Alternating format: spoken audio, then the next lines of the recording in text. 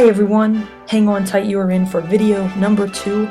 Now I know we are all sad to be leaving our Russia unit, and I am too, but I hope you're as excited as I am for our next unit, which will be, of course, China. And as always, this video is brought to you by T-Money Productions, and those tunes you are hearing, of course, are to the Chinese national anthem. Now we are jumping right into our China unit, our second and final stop on our exploration of communist and post-communist states in this course. So onward and upward with China. First, to start off, let's take a look at exactly where China is. Now we're going a bit to the south, but we haven't quite left the neighborhood yet from when we studied Russia, so we're still hanging out in Asia for now. Now Russia and China are neighbors. Oh, that's sweet. Hey, Putin, why don't you say hello? Why don't you say hello? Just give a friendly shout to China. Oh, come on, Vlad, don't be like that. Come on, they're your neighbors, be nice, come on. Aw, see, that wasn't so bad. Well, there we go. All right, there we go. Okay, so looking at China, it looks like a pretty standard country, right? Good size, access to water, decent climate. China is actually about the same size as the United States, but it has roughly 1 billion more people than the United States. 1 billion. That is a 1 with 9 O's behind it, people. While the U.S.'s population is about 318 million, China's population is about 1.3 billion. And not only is that a very interesting fact on its own, but will indeed play a role in a lot of themes, policies, and issues we will discuss throughout the unit. Wait, Miss Schaefer, couldn't we just watch Mulan? Gosh, that is a great movie, isn't it?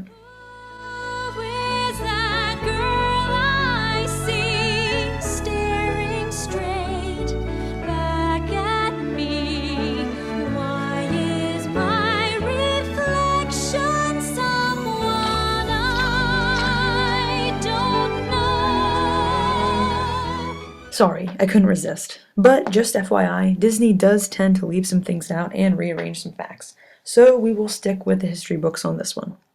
Now that Reflections is officially stuck in your head, we will proceed. Napoleon Bonaparte once said, "Let China sleep, for when China wakes, it will shake the world." Now that quote may not mean much to you at all right now, but in 8 days, you will be able to chuckle softly, sit back in your chair, and explain the history of China like a boss. Now, Napoleon was also onto something when he said that, so let's start from the beginning, shall we? China is one of the world's oldest civilizations, dating back to the Neolithic era of prehistory, alongside other ancient societies like Mesopotamia and Egypt. Some of the earliest evidence we have of farming originates in China, with cultivation of rice dating back 10,000 years. For much of China's very long and impressive history, it did not participate in the global community and did not interact with many other nations. Now that might be hard to believe now, because I'm sure you could look around whatever room you're currently sitting in and count at least a few things that were made in China. And China is currently so integrated in the global community and economy that picturing it as a closed-off nation for so many years may be hard to do. It was not until the 19th century, centuries after European explorers had set sail out on the oceans, and years after Napoleon had warned the world to let China sleep, that China began to play a role in international relations. Understanding China's critical location, culture, and history will help us get a better understanding of China's politics and government today. China's history can be broken up into 3 large eras: ancient China, imperial China, and modern China. We already know that China's history stretches back over 10,000 years, and about 99% of that 10,000-year history makes up the ancient and imperial eras, when dynasties, each with a series of emperors, ruled various regions within what we now know as China today. The dynastic period of China's history lasted for thousands of years, while the modern era of China has lasted an astonishing 67 years thus far. Now, I am not super concerned with you memorizing each dynasty throughout Chinese history. That would just be ridiculous. But what is important is picking up on certain themes that emerge about Chinese culture and politics from the dynastic period and reflect within the People's Republic of China today.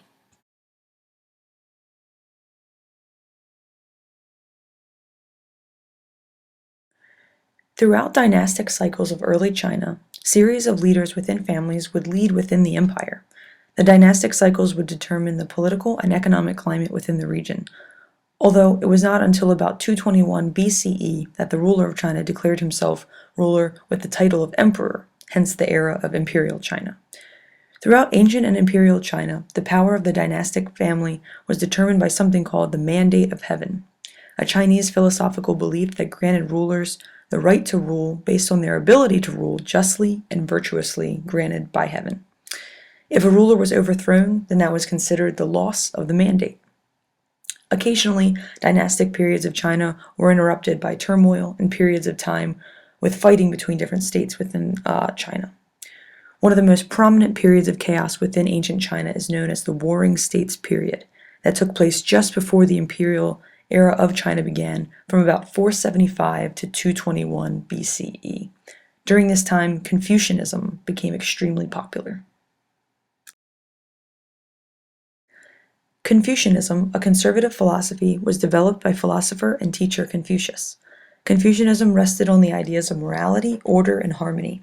It created a sense of loyalty to the emperor and one's individual family. Also, it created order throughout the empire and a harmonious hierarchy. The emperor was also expected to model Confucian values as he ruled.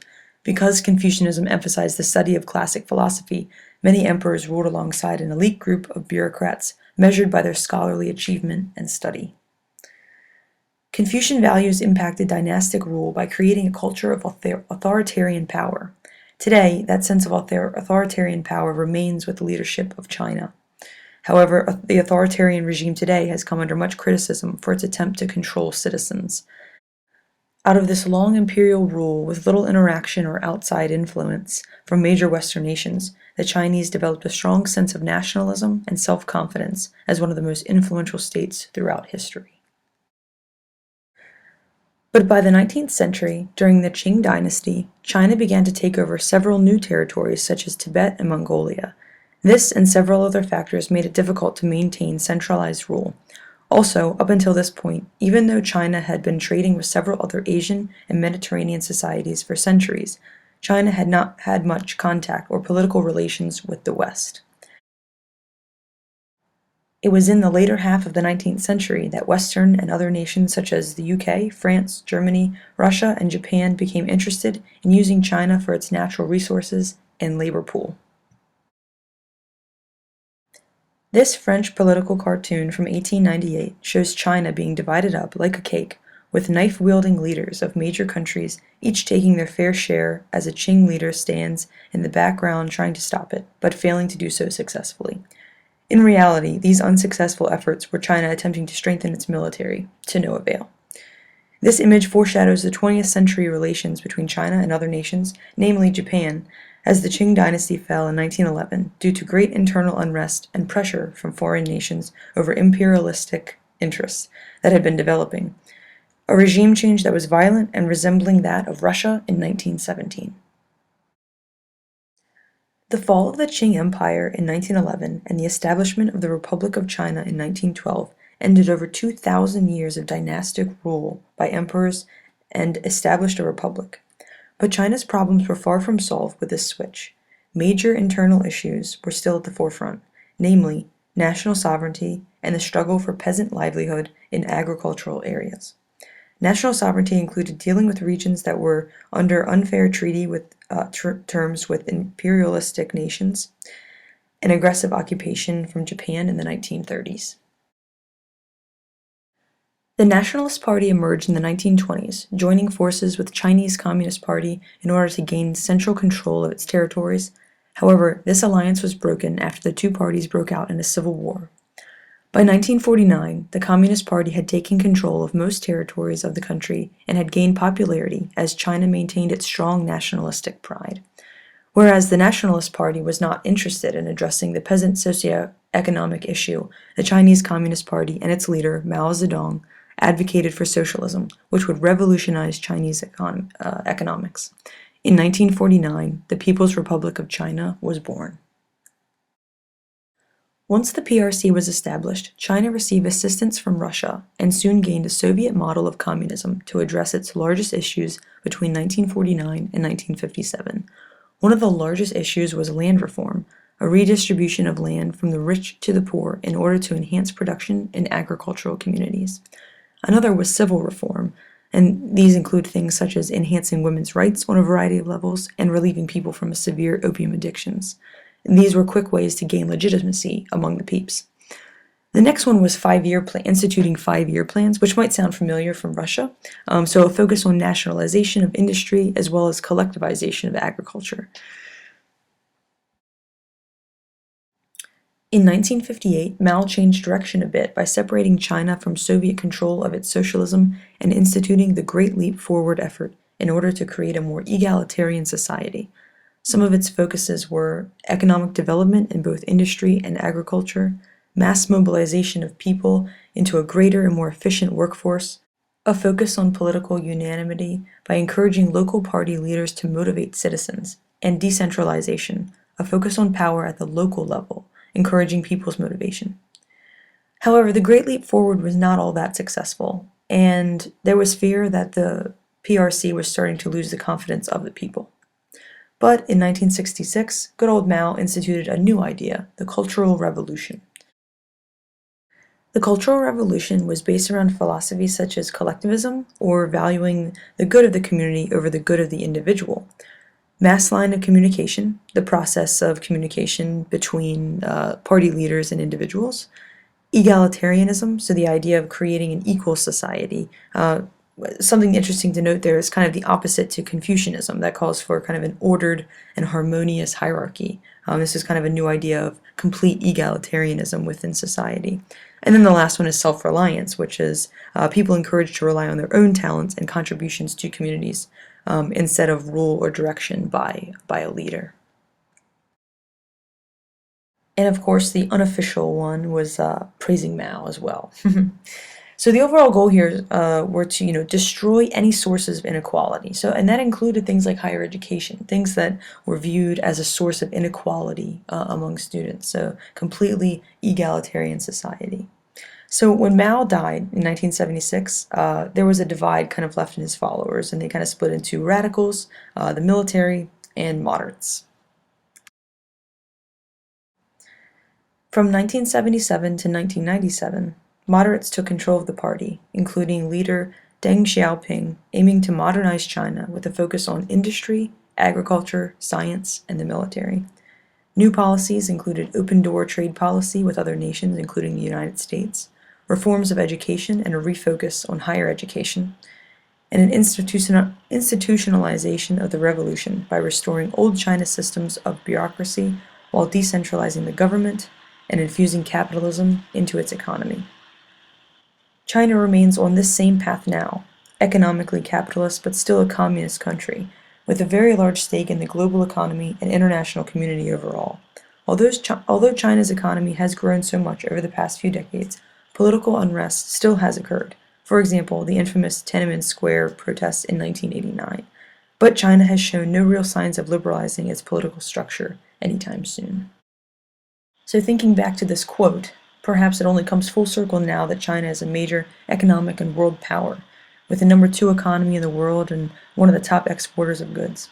Over the span of 2.5 centuries, China's household name and familiarity in the West has evolved from a coveted and exploited holder of natural resources to a leading force in the global economy and international community. So some essential questions that we will consider throughout our unit include things like, how is it that China is proving that a balance between capitalism and communism really can exist? And how long will or can that even last? Also, how is China's current political structure influenced by its deep history, and what will that mean for its future?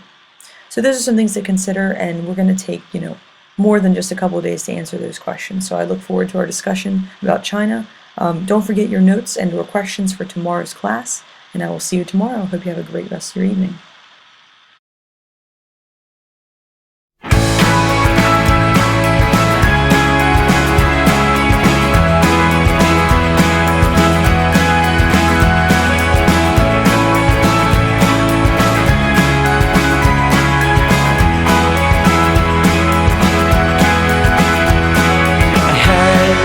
Calling in the distance, so I pass